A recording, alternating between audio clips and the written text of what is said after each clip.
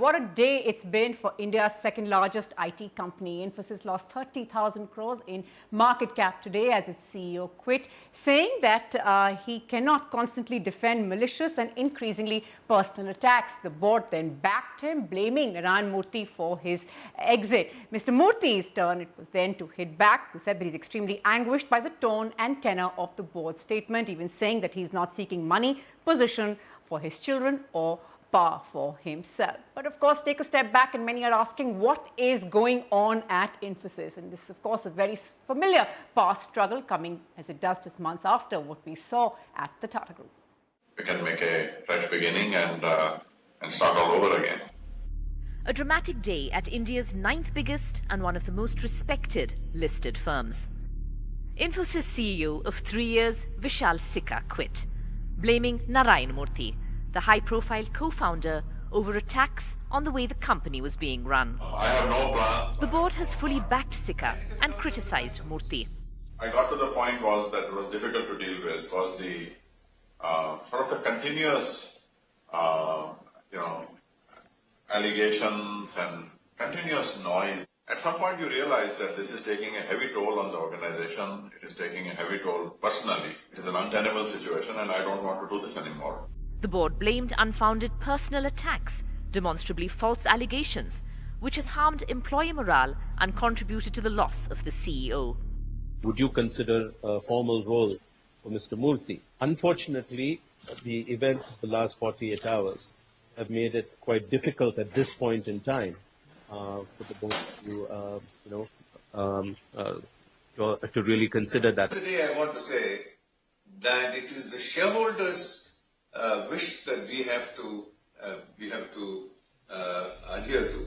Narayana Murthy, a stalwart of corporate India, responded, saying he was anguished and that he's concerned about the deteriorating standards of corporate governance, and referred to a clean chit given to the accused by lawyers hired by the accused. A possible reference to a whistleblower's complaints about an acquisition made by Infosys and an alleged payout of a huge sum to a departing executive. This letter, by Murthy from last Monday, is believed to be the trigger for Sikka's exit. In February 2017, Murthy had criticized the $11 million salary to Sikka. Also, questions were raised over Sikka's lavish lifestyle, world travel in a private jet. But the Infosys chairman rubbished these reports, saying that only 8% of Sikka's travel in the last few months was on private jets. Business and the execution of our work continues as usual and... Now Sikka will be taking a $1 salary as he becomes executive vice chairman until the end of March. Not only did the announcement wipe out over 27,000 crores of its market cap, but it is in the middle of a 13,000 crore buyback. The last 3 years have seen a much better than expected growth. Now, with challenges like Trump's visa laws, Brexit, as well as a stronger rupee hurting exports, the pressure is greater. In this block, named after Infosys co-founder Narayana Murthy, a press meet was held saying how CEO Dr Vishal Sikka stepped down because of criticism by this co-founder. A clear indication, if anyone needed, of just how important Narayana Murthy has been to this IT giant. With DM Kumar, Maya Sharma in Bengaluru for NDTV. Well, let me introduce my panel to you right away. I'm joined by Nanalal Kidwai, Past President FICCI, M.K. Venu, Senior Journalist. Both of them joining me here in the Delhi studio. Dr. Gurcharan Das, author and commentator with us, as is Vikram Singh Mehta, Executive Chairman, Brookings India. Thanks all so much for taking our time to be with us today. Nanalal Kidwai, ma'am, let me start by asking you. The big question really everyone wants to know is just why this implosion? Well, I'm very much on the outside watching this drama, and at the end of the day, I think the issue around governance is the status of a promoter group vis-a-vis being like other shareholders, and how much data and information can be selectively received by a promoter group. And I think we have to define promoters as in promoters at 60%, promoters at 11%, because in my mind there are differences, where in a publicly quoted company, the rule of thumb has to be that all investors must receive all information equally.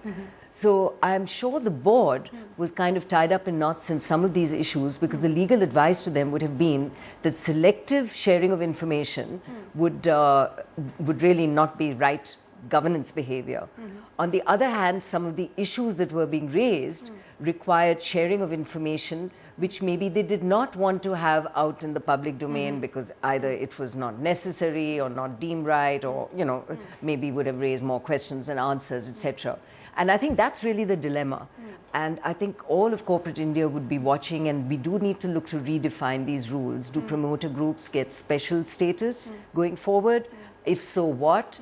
How does SEBI treat a promoter group? Because in terms of SEBI's own looking to promoter groups are not allowed to sell their shares freely. There are strictures.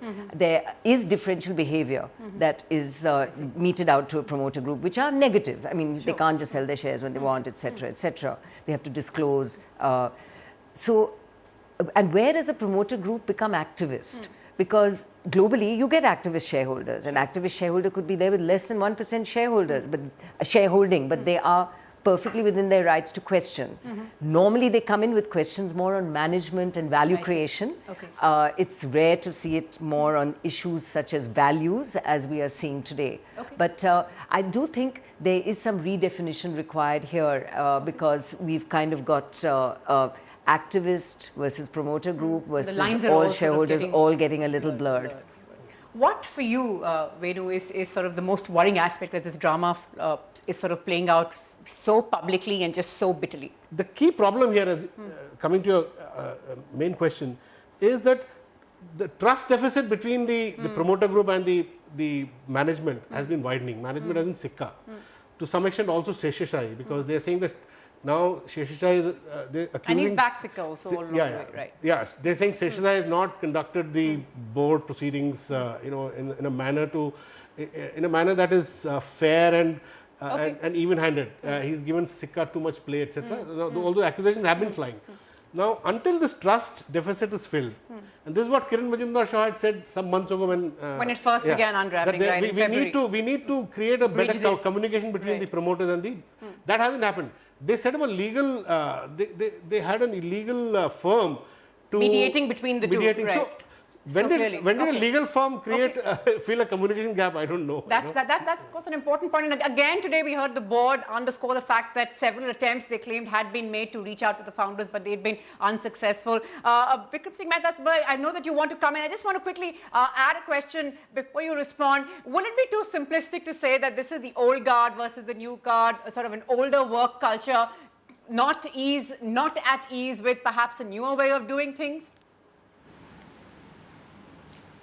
Look, I don't know what's the situation within this company, so I'm not going to speculate. Sure.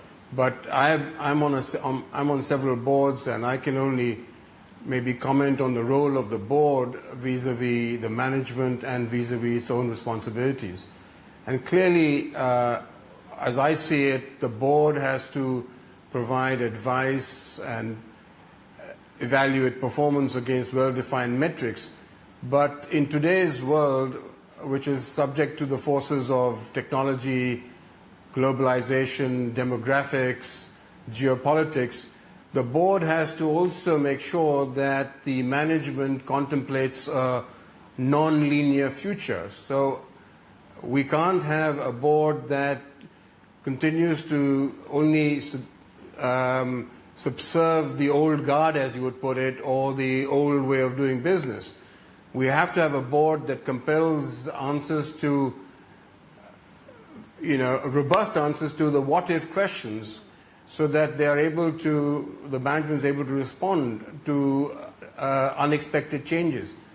And so I think what's happening within Infosys is something beyond my knowledge, but my own view is that there is no such thing as the old guard versus new guard. The role of the board is now to make sure that it's able to look forward and ensure that the company is in harmony with the changes that are taking place around it in the operating context. And I think that that's the real role of the board. Okay. Dr. Gurcharan Das, looking ahead, how difficult is it sort of going to be to get company back together, back on its feet? I mean, they said today that they're going to be looking for a successor to Dr. Sikka again.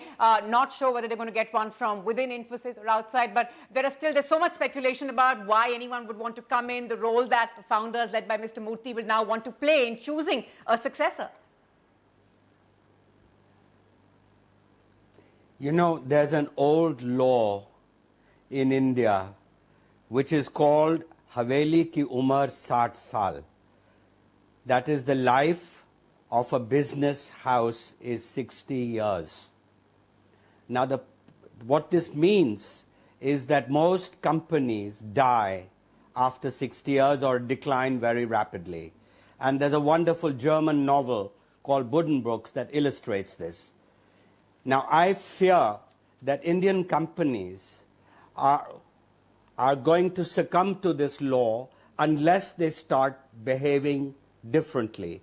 And as an outsider watching the proceedings, I don't know what's going on inside, but I can only say that the way the promoters have behaved does not seem right. The whole idea is to, once you leave the business alone. And so you leave it to a board, which is a professional board, and you have a professional CEO, and then you don't interfere. So here, it's a case where the family is really the founders, and India will mature when you separate the interests of the family with the interests of what would be the business. And so what is important here to recognize is that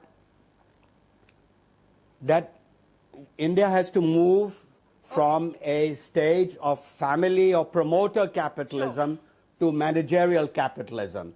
And hence, I feel that what has gone wrong here in board governance is that the promoters are interfering.